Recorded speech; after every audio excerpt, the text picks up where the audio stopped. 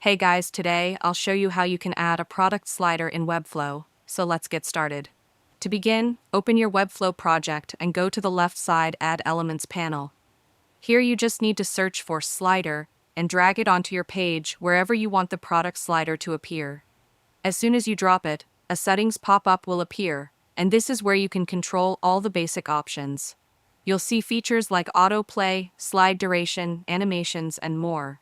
If you want advanced options, just click the Show All Settings button at the bottom, and it will take you to the slider settings in the right-hand sidebar.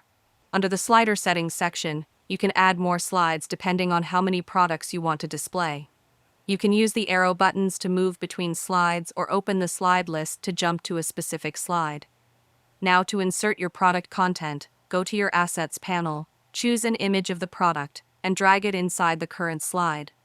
The image will instantly appear inside the slider. If you want more control over the look, you can also set the product image as a background instead.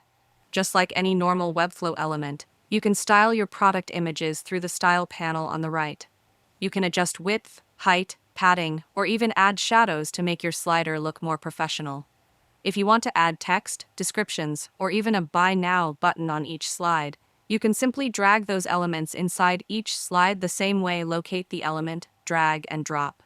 Slides in Webflow support everything: images, text, buttons, icons, or even videos, so you can design your product showcase exactly how you want.